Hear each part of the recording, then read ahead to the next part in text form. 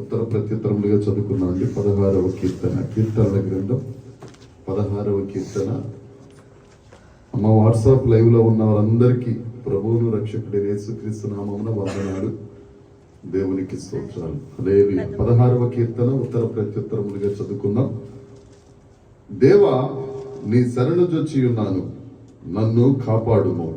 నీవే ప్రభుడవు, నీకంటే నాకు క్షేమాధారం ఏదియూ లేదని యెహోవాతో నేను మనవి చేయుదును. నేను ఇలాగందును, భూమి మీదున్న భక్తులే శ్రేష్ఠులు, వారు నాకు కేవలము ఇష్టలు. యెహోవాను విడిచి వేరొకరిని అనుసరించు వారికి శ్రమలు విస్తరించును. వారు అర్పించు రక్త పానీయార్పణములు నేర్చుకుంటాను. వారి పేర్లు నా పెదవుల నెత్తను. యెహోవా నా స్వాస్థ్య భాగము, నా పానీయ భాగము, నీవే నా భాగమును కాపాడుచున్నావు.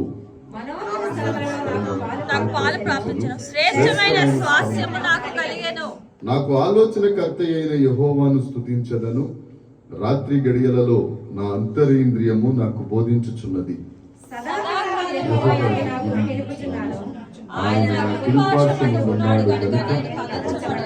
అందువలన నా హృదయము సంతోషించుచున్నది, నా ఆత్మ హర్షించుచున్నది, నా శరీరము కూడా సురక్షితముగా నివసించుచున్నది. ఎందుకనగా నీవు నా ఆత్మను పాతాళంలో విడిచిపెట్టవు, నీ పరిశుద్ధుని కుళ్ళు పట్టనీయవు. 11వ వచనం అందరం కలిసి.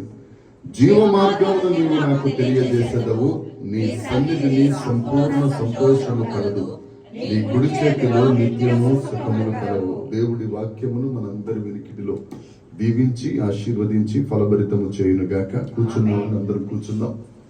దేవునికి మహిమ కలుగును గాక, యేసయ్యకు మహిమ కలుగును గాక. దేవునికి స్తోత్రం. 16వ కీర్తన, ఇది దావీదు గారు రాసిన కీర్తన.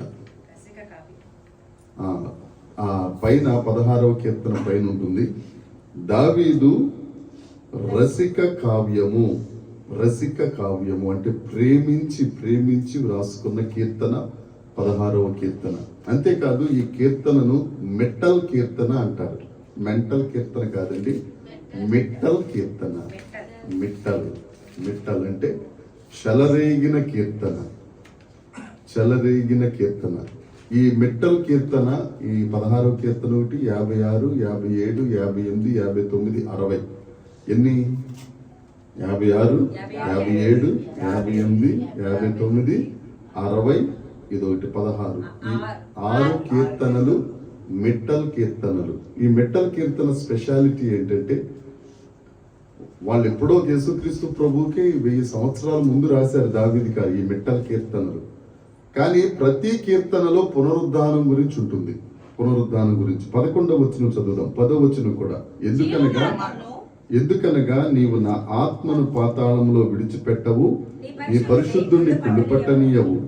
జీవ మార్గమును నీవు నాకు తెలియజేసేదవు, నీ సన్నిధిని సంపూర్ణ సంతోషము కలదు, నీ కుడి చేతిలో నిత్య సుఖం. పునరుద్ధానం గురించి చెప్పబడిన ప్రవచన వాక్కు. అలాగే 56 నుంచి 60వ కీర్తన వరకు కూడా ఒక్కొక్క వచనం, ప్రతి కీర్తనలో ఒక్కొక్క వచనం పునరుద్ధానం గురించి ఉంటుంది. కాబట్టి వీటిని మిట్టల్ కీర్తనలు అని అంటారు. అయితే ఈ కీర్తన దావీదు గారు ఎప్పుడు రాశారంటే, సౌలు గారు దావీదుని తరుముతున్నప్పుడు రాసిన కీర్తన. తరుముతా ఉన్నప్పుడు, బాధల్లో ఉన్నప్పుడు, అడవుల్లో పరిగెడుతున్నప్పుడు, కొండ లోయల్లో తిరుగాడుతున్నప్పుడు ఎవరైనా దానికి రసిక కావ్యం అని పేరు పెడతారా?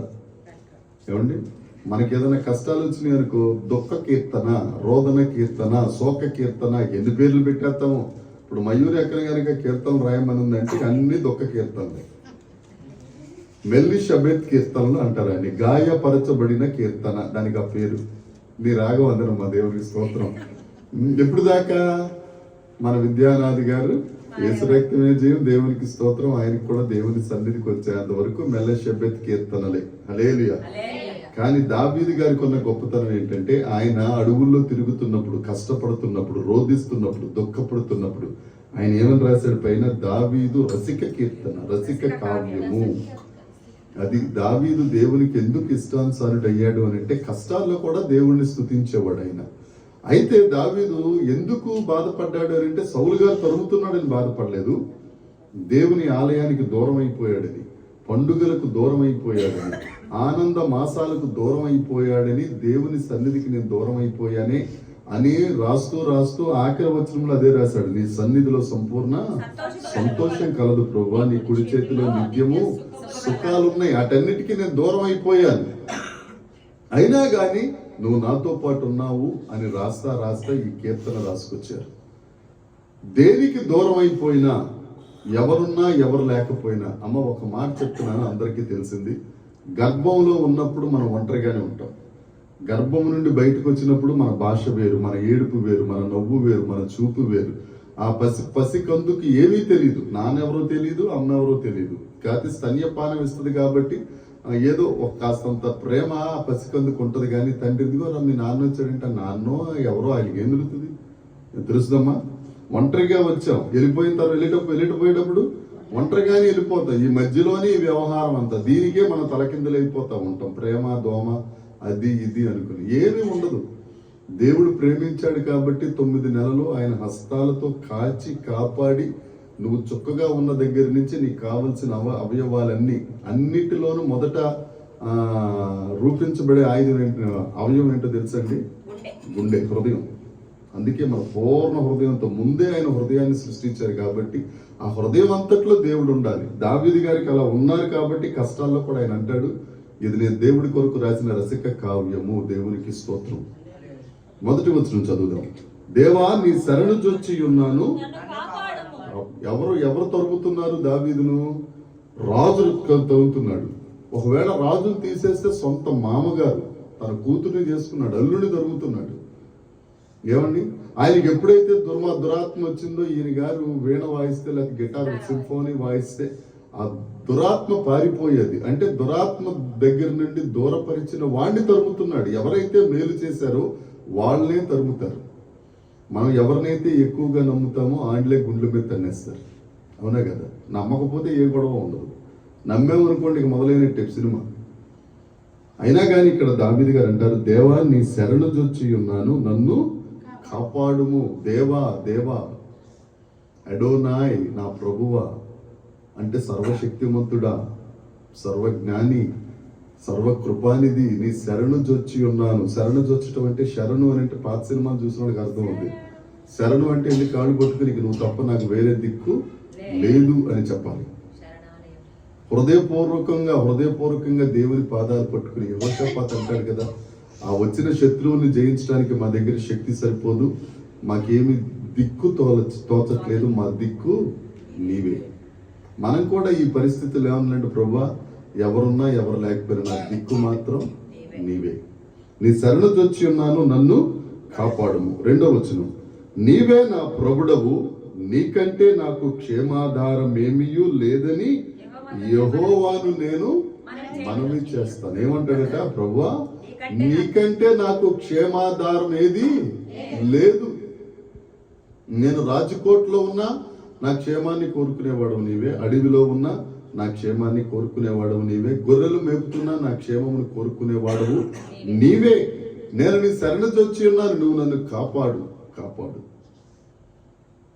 మనం ఎప్పుడైతే దేవుడి దగ్గరికి వెళ్తామో ఆయన మన క్షేమమును కోరుకుంటాడు. మిగతా వాళ్ళందరూ మన క్షామమును కోరుకుంటారు. క్షామం అంటే ఏంటి? కరువు, మన లేమిని కోరుకుంటారు. దేవుడు ఒక్కడే మన క్షేమాన్ని కోరుకుంటాడు. ఏ పరిస్థితిలోనైనా సరే ఆయన బాధపడుతూ కూడా మన క్షేమాన్ని కోరుకునే దేవుడు ఎవరైనా ఉన్నారంటే యేసుక్రీస్తు ప్రభువే.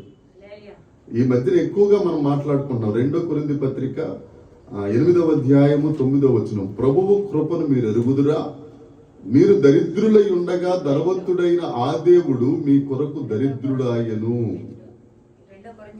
8:9 ఎరుగుదురా, ఆయన ధనవంతుడై ఉండి దరిద్రము వలన ధనవంతులు కావాలని దరిద్రుడైపోయాడు. మన కోసం ఎవరైనా దరిద్రులు అవుతారా? మన దగ్గర ఉన్న జేబులో డబ్బులు తీసుకుని వాళ్ళు ధనవంతులు అవడానికి ప్రయత్నం చేస్తారు. కానీ మన దేవుడు ఎలాంటి దేవుడు అంటే, ఆయన ప్రాణం పోగొట్టుకుంటూ మన ప్రాణాన్ని నిలిపిన గొప్ప దేవుడు. కాబట్టి ఆయనే మన క్షేమాధారము. ఆయన దగ్గరికి వెళ్ళాలి, ఆయనతోనే మనవి చేసుకోవాలి. ఇక్కడ ఉంది కదా, యెహోవాతో నేను మనవి చేయుదును.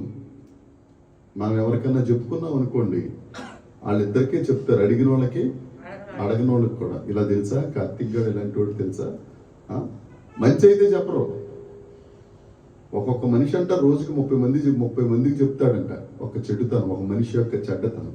ఇప్పుడు నేను ఉన్నానంటే కార్తీక్ గారు చెడ్డోడని ఎంతమందికి చెప్తాను? 30 మందికి. మంచోడని ఎంతమందికి చెప్తాం? 3కి. మంచోడు అని 3కి చెప్తాం. మనసు ఒప్పదు. చెడ్డోడని చెప్పడానికి అయితే ఎప్పుడైనా చూడండి, ఎవరైనా కానీ కుటుంబంలోనైనా ప్రేమించిన క్షణాలు గుర్తుండవు కానీ తిట్టిన క్షణాలు బాగా గుర్తుంటాయి. పెళ్ళైన కొత్తలో అత్తగారు తిట్టిన తప్పులు లేకపోతే తిట్టులు ప్రాణం పోయేంత వరకు గుర్తుంటాయి. అవునే కదమ్మా? కానీ ఆవిడ చేసిన మంచి అవి గుర్తుండవు. ఎక్కడో నా పెద్ద కూతురులాగా ఉంటారు. 6 అడుగులు బంగారాన్ని నాకు ఇచ్చావు అత్తగారు అనేది ఆవిడ ఒక్కతే ఉంటుంది.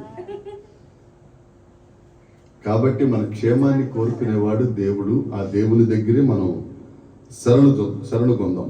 3వ వచనం, నేను ఇలాగందును భూమి మీద ఉన్న భక్తులే శ్రేష్ఠులు, వారు నాకు దేవుణ్ణి దిక్కుగా చేసుకున్నాడు. సెకండ్ స్టెప్ ఏంటంటే ఎవరైతే భక్తులు ఉన్నారో, ఎవరైతే దేవునితో సహవాసం చేశారో వారితోనే నేను సహవాసం చేస్తాను ప్రభువా, ఇతరులతో నేను సహవాసం చెయ్యను. ఎందుకంటే ఏ గ్రూప్ ఆ గ్రూప్ కలుస్తారు. అమ్మా అన్ని ఏదో ఉంటుందో సామెత, కాదు పక్షులన్నీ ఒకే గూటికి చేరిన ఏదో ఉంటదో, ఏ గూటి పక్షి ఆ గూటికి చేస్తారు. సామెతలు ఎదిరిపోతున్నాయి పాస్టర్లు గారు. ఏ గూటి పక్షులు ఆ గూటికి చేరిపోతాయి. ఏ మోసం చేసేవాళ్ళు అక్కడికి చేరిపోతూ ఉంటారు. వాళ్ళతో కూడా మనం వెళ్ళి సహవాసం చేసామనుకోండి, ఆటోమేటిక్గా వాళ్ళకున్న లక్షణాలన్నీ మనకు వచ్చేస్తాయి. వాళ్ళు మోసం చేసేవాళ్ళు అంటే మనం కూడా మోసం చేస్తాం. వాళ్ళు మంచి చేసేవాళ్ళు అయితే మనం కూడా మంచి చేస్తాం. వాళ్ళు భక్తి పాటలు పాడేవాళ్ళు అయితే మనం కూడా పాడడానికి ప్రయత్నం చేస్తాం. ఇక్కడ దావీదు గారు అంటారు, భూమి మీద ఉన్న భక్తులందరూ శ్రేష్ఠులే, వారందరూ నాకు కేవలము ఇష్టలు. నేను ఇష్టపడతాను కానీ వారి చరణ జొచ్చను. అర్థమవుతుందండి? ఇష్టలే నాకు, కానీ నేను శరణు జొచ్చేది నా క్షేమాధారము మాత్రం దేవుడే. నేను ఆయన దగ్గరికే వెళ్తాను. 4వ వచనం, యెహోవాను విడిచి వేరొకని అనుసరించు వారికి వారు అర్పించు రక్త పానీయార్పణములు నేను వారి పేరు నా పెదవుల నెత్తను. సౌలు గారు అభిషేకం పొందినవాడు. ఏమండి, కర్ణపిశాచి దగ్గరికి వెళ్ళి జాతకాలు అడిగాడు. ఆ కర్ణపిశాచికే తెలియదు ఆ జాతకం ఏంటో. ఇప్పుడు మనం విఆర్సీ దగ్గరికి వెళ్ళి ఆ వెనకాల ఎస్ థియేటర్ లైన్లోకి వెళ్తే మొత్తం చిలక జ్యోతిష్కాలు చెప్పేవాళ్ళు అందరూ ఉంటారు. ఆ చిలక ఎప్పుడు చచ్చిపోద్దాడికి తెలియదు, చిలక ఎప్పుడు ప్రాణం పోద్దా, ఎప్పుడు ఎగిరిపోద్దాడికి తెలియదు. ఆ చిలక సంగతే చిలక తెలియదు. చిలక తెలిస్తే ఆడి దగ్గరికి ఎందుకు వస్తుంది? గుట్లోకి జాగ్రత్తగా ఎగురుతో తిరుగుతుంది కదా. ఆ చిలక వచ్చి మన జాతకం ఏం చెప్పుద్ది? ఏమండి, ఇక్కడ అంటాడు, యెహోవాను విడిచి వేరొకని అనుసరించు వారికి ఏమి విస్తరిస్తే అట శ్రమలు వచ్చేస్తాయి. మనం ఒక ప్రార్థనాంశమైనా, ఒక సలహా అయినా, ఒక మాట మాట్లాడాలన్నా, ఒక పని చేయాలన్నా ఫస్ట్ దేవుని దగ్గరికి వెళ్ళాలి. దేవుడి దగ్గరికి కాకుండా దేవుడిని స్తుతిస్తాను పద్మక ఏం చేద్దాం ఉంటాం? కోటేసుకోమన్నారు, ఇవాళ కూడా మర్చిపోయి వచ్చాను, ఏంటి సంగతి, ఏం చేద్దాం అని అన్నారు అనుకోండి, ఏమైపోద్ది? ఏదైనా కానీ మొదటి క్షణం, మొదటి మాట, మొదటి చూపు దేవునికి ఇవ్వాలి, యేసయ్యకి ఇవ్వాలి, యేసయ్యకే ఇవ్వాలి. ఇంకంతే. అంతకు మించి ఎవరికి ఇచ్చినా నువ్వు దేవుడిని విడిచి తిరుగుతున్నట్టే లెక్క. మనం దేవుడిని విడిచి తిరిగిన ఎడల మనకేమి వచ్చును? నా దగ్గర నుంచి తీసే అంటాడు దేవుడు. అంటాడు నన్ను తలుచుకో అంటాడు. తీస్తారని మాత్రం చెప్పడు. కాబట్టి దేవుడు మనతో మాట్లాడుతున్నాడు. శ్రమలు రాకమునిపే మనం దేవుణ్ణి ఆశ్రయించాలి. దేవునికి మన సమయాన్ని ఇచ్చేసేయాలి. మన గుండెల్లో చోటు ఇవ్వాలి. వారు అర్పించు రక్త పానీయార్పణములు నేను అర్పింపను, వారి పేర్లు కూడా నా పెదవుల నెత్తను. దావీదు ఎంత మంచోడంటేనండి, సౌలు దావీదు గారిని చంపేద్దామని తిరుగుతూ ఉంటే దావీదు గారికి 2 సార్లు దొరికాడు. అవును, అప్పుడు చంపేయచ్చు. కానీ ఎవరికి సమయం ఇచ్చాడు? దేవుడికి సమయం. మనమైతే ఏం చేస్తాం? తెలియదు. కానీ ఒకటి కాదు, 10-15 వేసేస్తాం మనం. మొదటి స్థానం ఇక్కడ ఆ శత్రువు దొరికినప్పుడు కూడా అమ్మా మొదటి స్థానం ఎవరికి ఇచ్చారు? మంది ఎక్కువైతే మఠానికి చేయాలి. నువ్వు చేసేది చేసేస్తుంటావు, నువ్వు చెప్పేది చెప్పేస్తుంటావు, వాళ్ళు దొరికేస్తుంటారు. కెలిగేది నువ్వే. చెప్తాను, జనవరి 1కి మీ అందరితో వాక్యాలు చెప్పించి నా ఇష్టం వచ్చినట్టుగా చేస్తుంటాను. అప్పుడు మీరు ఎట్లా వాక్యం చెప్తారు? చెప్తాను. శత్రువు దొరికినప్పుడు కూడా చంపటానికి దేవుడికి మొదటి స్థానం ఇచ్చాడు. అది అందుకే హృదయానుసారుడైన మనుషుడైపోయాడు. మనం ఏదైనా మనకి ఇష్టమైనది దొరికింది అనుకోండి, ఒక మంచి స్వీట్ దొరికింది, బయట బ్రహ్మాండంగా ఆకలేసేస్తుంది అనుకోండి, కనీసం స్తోత్రం చెప్దాం అనుకోవడం ముందు మింగేస్తాం. అవునా కదా? మొట్టమొదట స్తోత్రము చెల్లించి అప్పుడు మనం యేసుక్రీస్తు ప్రభువే కృతజ్ఞతాస్తుతులు చెల్లించారు. పౌలు గారు ఆ సముద్రంలో తుఫాన్లో కొట్టుకుపోతున్నప్పుడు కూడా అపోస్తల కార్యాలు 28వ అధ్యాయంలో ఉంటుంది, 27వ అధ్యాయంలో తుఫాన్లో పడవ పగిలిపోతున్నప్పుడు కూడా ఆ రొట్టెలు దొరికితే దేవునికి కృతజ్ఞతాస్తుతులు చెల్లించి రొట్టెను విరిచను అని ఉంటుందండి. అంత అపాయంలో ఉన్నప్పుడు కూడా పౌలు గారు మొదట దేవుడిని స్తుతించుకున్నాడు, దేవునికి ప్రార్థన చేసుకున్నాడు. మరి మనం ఈ దినాన్ని ఒకటి నేర్చుకుందాం. మొదట ఏదైనా కానీ దేవునికి స్తోత్రం చెల్లిద్దాం, ఆ తరువాత మనం ముందుకు సాగుదాం. 5వ వచనం, యెహోవా నా స్వాస్థ్య భాగము, నా పానీయ భాగము, నీవే నా భాగమును కాపాడుచున్నావు. ఈ మాట అన్నప్పుడు దావీదు గారు ఎక్కడున్నారు? అరణ్యంలో ఉన్నారు, ఇంటికి దూరంగా ఉన్నారు, భార్యకు దూరంగా ఉన్నారు, దేవాలయానికి దూరంగా ఉన్నారు, కీర్తన దేవునికి స్తోత్రం దూరంగా ఉన్నారు. అప్పుడు అంటాడు ఆయన, నీవే నా స్వాస్థ్య భాగము, నీవే నా పానీయ భాగము, నీవే నా భాగమును. పై 2 మాటలు నాకు బాగా నేర్పించింది. నా స్వాస్థ్య భాగం నీవే ప్రభువా, నా పానీయ భాగం నీవే, నీవే నా భాగం అంటే అసలు ఈ భాగం ఎక్కడ ఉంది? అక్కడ ఏమని ఉంటుంది? నీవే నా భాగమును కాపాడుచున్నావు. ఈయనకి భాగం లేదు గాని విశ్వాసంతో పలికిన మాట. నన్ను అభిషేకించిన దేవుడు, గొర్రెల కాపరిగా ఉన్న నన్ను తన ప్రవక్తను పంపించి కొమ్ము తైలముతో నింపబడిన ఆ కొమ్ము తైలము ద్వారా నన్ను అభిషేకించిన దేవుడు, రాజుగా చేసిన దేవుడు తప్పక నాకు రాజ్యాన్ని ఇస్తాడు, నా భాగమును కాపాడుతాడని విశ్వాసంతో పలికిన మాట. నా పానీయ భాగం నీవే, నా స్వాస్థ్య భాగము నీవే, నువ్వు నా భాగమును అప్పటికి ఏం లేదు ఇక్కడ. ఈయన గారు రోడ్ల మీద పరిగెడుతున్నాడు. అప్పుడు అంటాడు అనమాట, నా భాగమును కాపాడే దేవుడు నీవు ప్రభు అని. అంటే దేవుడు ఎంత మురిసిపోయి ఉంటాడని నీకు లేదు గాని విశ్వాసము, నమ్ముట నీ వలనైతే నమ్మువానికి సమస్తము సాధ్యమే. మనకు కనుచూపు మేరలో ఏమీ కనపడవండి. దేవుని ఆశీర్వాదాలు కనపడవు, దీవెనలు కనపడవు, ఏమీ కనపడవు.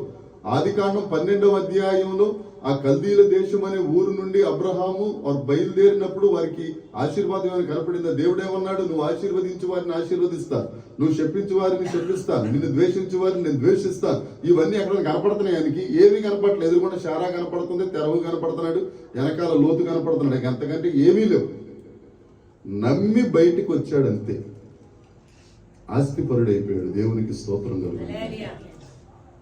మనం కూడా దేవుడిని నమ్ముదాం, దేవునికి చెప్దాం. ఇప్పుడు వరకైతే మనకి ఏ ఆశీర్వాదం లేకపోవచ్చు, దేవుడే మనకు ఆశీర్వాదం. యేసుక్రీస్తు ప్రభు నీతో ఉంటే వాగ్దానములన్నీ ఆయనలో అవునన్నట్టుగా ఉన్నాయి.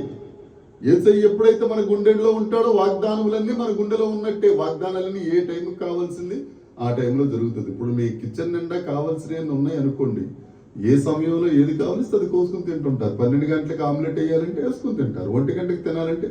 ఇదివరకు మిల్కీ గడ్డ ఉండేవాడు, 2 గంటలకు 3 గంటలకు లేచి ఆమ్లెట్ వేసుకుని తినేస్తుండేవాడు. ఎందుకని? కావలసిన గుడ్లు, ఉప్పు, కారం, నూనె అన్ని ఉన్నాయి కాబట్టి. అవునండి, యేసు ప్రభువే మనలో ఉన్నప్పుడు మనకు కావలసిన సమయోచితమైన వాగ్దానమును, ఆశీర్వాదమును దేవుడు మనకు అనుగ్రహించును గాక. 6వ వచనం, మనోహరమైన స్థలములలో నాకు పాలు ప్రాప్తించను, శ్రేష్టమైన స్వాస్థ్యము నాకు. ఇది ఎప్పుడు వేస్తారంటే ఈ వాక్యం సర్వసాధారణంగా ఎవరైనా చచ్చిపోయినప్పుడు వేస్తారు. ఏ వాక్యం? మనోహరమైన స్థలములలో. ఆడు ఎలాంటివాడైనా కానీ జాగ్రత్తగా అన్ని అలవాట్లు ఉండి ప్రాణం పోయినా ఆ కార్డు మీద ఏమేస్తారంటే మనోహరమైన స్థలములలో. ఎక్కడెత్తాడు దేవుడు? ఈయన మనోహరమైన స్థలములలో నాకు పాలు ప్రాప్తించని ఎందుకన్నాడంటే 1వ వచనాన్ని బట్టి, 2వ వచనాన్ని బట్టి, నేను నీ శరణు వచ్చాను, నా క్షేమాధారము నీవే ప్రభువా, నా భాగం నీవే, నా సర్వం నీవే, కాబట్టి నాకు మనోహరమైన స్థలములలో ఏమిస్తాడట? పాలిస్తాడు. అంతేకాదు శ్రేష్టమైన స్వాస్థ్యము నాకు కలిగాను. మనం ఎప్పుడైతే దేవుణ్ణి స్వాస్థ్య భాగంగా చేసుకుంటామో ఆయన ఇచ్చే స్వాస్థ్యం కూడా శ్రేష్టంగానే ఉంటుంది. భూమిని ఆకాశమును సృష్టించిన దేవుడు, ఇంత మంచి చేస్తున్న దేవుడు, ప్రాణాన్ని పెట్టిన దేవుడి కంటే శ్రేష్ఠుడు ఇంకొకరు ఉండరు. ఆయన్ని మనం శ్రేష్టమైన భాగంగా, స్వాస్థ్య భాగంగా చేసుకున్నాం అనుకోండి, ఆ శ్రేష్టమైన భాగమే మనకు స్వాస్థ్యం అయిపోతుంది. యెహోవాను దేవుడుగా కలిగిన జనులు ధన్యులు. ఆయన స్వాస్యముగా ఏర్పాటు చేసిన జనులు ధన్యులు. ఆయన మనల్ని స్వాస్యంగా ఏర్పాటు చేస్తున్నారు, మనం ఆయన్ని స్వాస్యంగా ఏర్పాటు చేసుకున్నాం. దేవుడు లేకుండా మనం ఏమీ చేయలేం, మనం లేకుండా దేవుడు కూడా ఏం చేయలేరు. కాబట్టి ఆయన స్వాస్య భాగంగా చేసుకున్నాం. 7వ వచనం, నాకు ఆలోచనకర్త అయిన యెహోవాను రాత్రి గడియలలో నా అంతరింద్రియము నాకు బోధించుచున్నది. ఏమని బోధిస్తుందట? ఆయనే నీ ఆలోచనకర్త. ఆయన చెప్పినట్టుగా నువ్వు నడువు. మనం ఏ మనిషి గురించి అయితే ఎక్కువ ఆలోచిస్తుంటామో ఆ మనిషి రాత్రి కల్లోకి వచ్చేస్తారు. అవునే కదండి, సర్వసాధారణంగా. ఏం చెల్లమ్మా?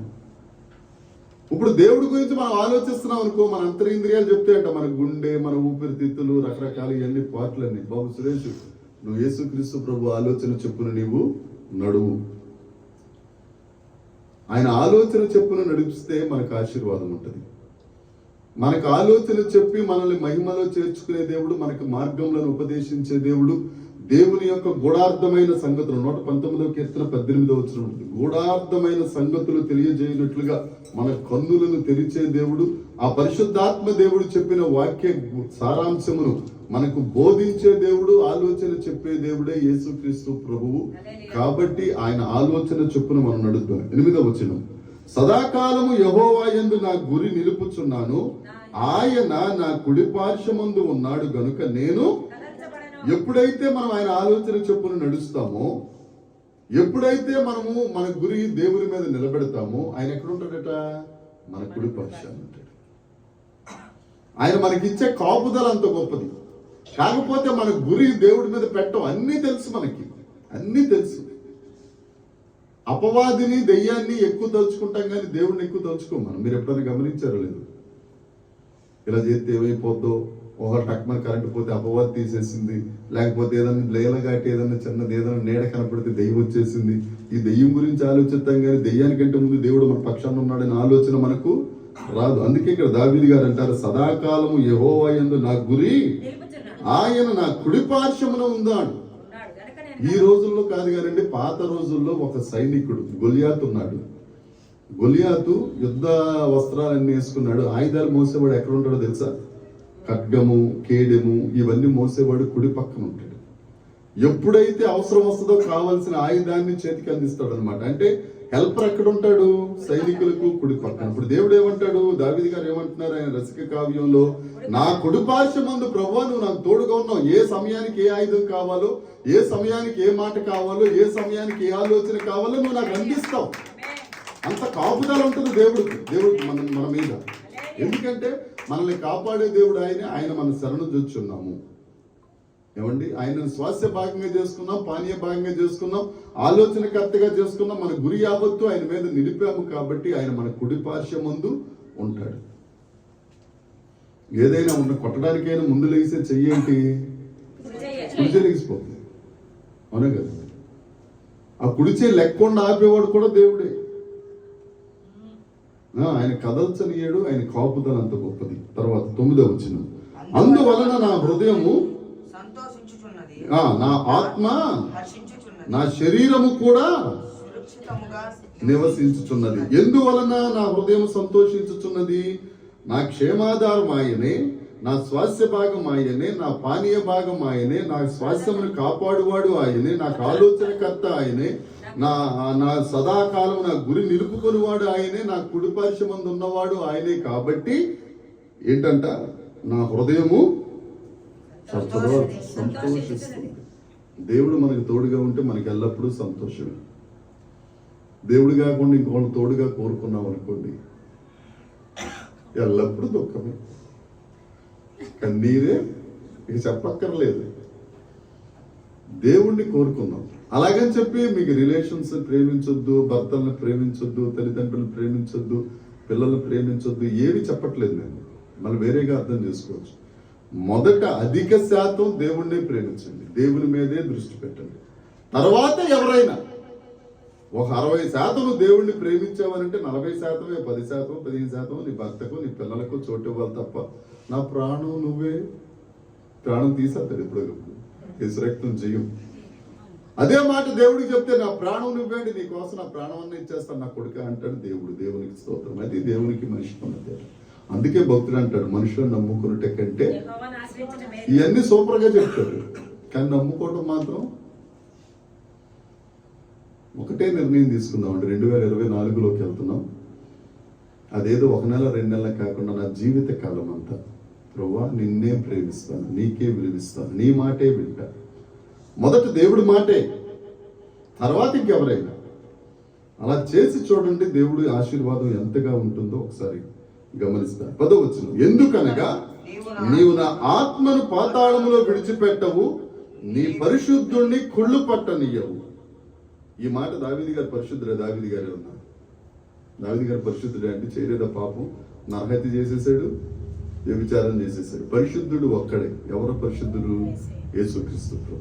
ఆయన గురించి చెప్పబడిన మాట ప్రవచన వాక్కుగా 1000 సంవత్సరాలకు ముందే, యేసుక్రీస్తు పుట్టక మునుపు 1000 సంవత్సరాలకు ముందే ఈ కీర్తన రాయబడింది. ఆయన చెప్పిన మాట, ఎందుకనగా నీవు నా ఆత్మను పాతాళంలో విడిచిపెట్టవు, పరిశుద్ధుణ్ణి కుళ్ళు. 3 రోజులు భూమిలో ఉంటే ఎలాంటి సమయమైనా, ఎంత డాక్టరే చదువుకున్నా ఎన్నున్నా కుళ్ళు పట్టాలి. ఆ ముక్కులో నుంచి దుర్గంధం రాకుండా, విషవాయువులు రాకుండా రకరకాలు అడ్డు పెడతారని నిన్నే వాళ్ళ అమ్మగారు శనుకూతురి గారికి చెప్తుంది. నోట్లో ఎందుకు పెట్టారు, ముక్కులో ఎందుకు పెట్టారంటే ఆ విషవాయువులు రాకుండా రక్తమే పురుగైపోతుంది, బ్యాక్టీరియా పురుగైపోయి రకరకాలుగా శరీరాన్ని తినటం మొదలు పెట్టేస్తారు.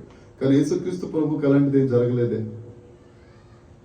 ఆ సమాధిలోనికి పేతురు గారు వెళ్ళినప్పుడు బహు దుర్గంధము కలిగిన రాసుందా? నార బట్టలు చుట్టబిడ పక్కన పడేశారు, చేతి రుమాలు మడత పెట్టి అక్కడ పెట్టారు. మనం చదువుకున్నాం ఎందుకు పెట్టారు అనేది. మరలా ఆయన తిరిగి వస్తారు కాబట్టి. కుళ్ళు పట్టని వాడు ఎవరైనా ఉన్నారంటే భూమి మీద సృష్టి యావత్ అప్పటి నుంచి ఇప్పటివరకు ముందు కూడా యేసుక్రీస్తు ప్రభువే. ఆయన ప్రవచనానికి ఎంత విలువించాడు చూడండి. మనం ఎప్పుడైతే దేవుణ్ణి దిక్కుగా చేసుకుంటామో రాబో కాలంలో జరిగే కార్యములు దేవుడు మనకు తెలియజేస్తా ఉంటాడు. 11వ వచనం, జీవ మార్గమును నీవు నాకు తెలియజేసేదవు, నీ సన్నిధిని సంపూర్ణ సంతోషము కలదు, నీ కుడి చేతిలో నిత్యము. ఇప్పుడు మనకు కావాల్సింది సుఖం కావాలి, సంతోషం కావాలి.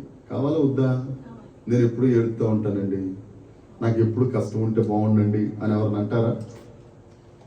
ప్రతి ఒక్కరికి సుఖం కావాలి, సంతోషం కావాలి. అవి కావాలంటే నువ్వు దేవుడి సన్నిధిలో ఉండాలి. ఇక్కడ మరీ చెప్పబడిన మాట, జీవ మార్గమును నీవు నాకు ఎలా బ్రతకాలో దేవుడు తెలియజేస్తాడు. నీ సన్నిధిలోనే సంపూర్ణ సంతోషము కలదు. తర్వాత నీ కుడి చేతిలో నిత్యము సుఖములు. ఆయన కుడి చేతి, ఆయన దక్షిణ హస్తం. ఎందుకంటే ఆ దక్షిణ హస్తం మన పక్కనే ఉంది. దేవుడికి స్తోత్రం. ఆయన కుడిపార్శ్వం ముందు ఉన్నారు కాబట్టి మనం సంతోషిద్దాం, ప్రహర్షిద్దాం, ఆయన స్తుతిద్దాం. ఎల్లప్పుడూ మనల్ని సంతోషింపజేసే దేవుడు, ఎల్లప్పుడూ సుఖంతో నింపే దేవుడు, మనకు క్షేమాధారమైన దేవుడు, మనము శరణుజొచ్చే దేవుడు, మనల్ని కాపాడుతున్న దేవుడు మన మధ్యన ఉన్నారు కనుక అందరూ నిలబడి దేవుణ్ణి ఆరాధిస్తూ దేవుణ్ణి మహిమపరుస్తూ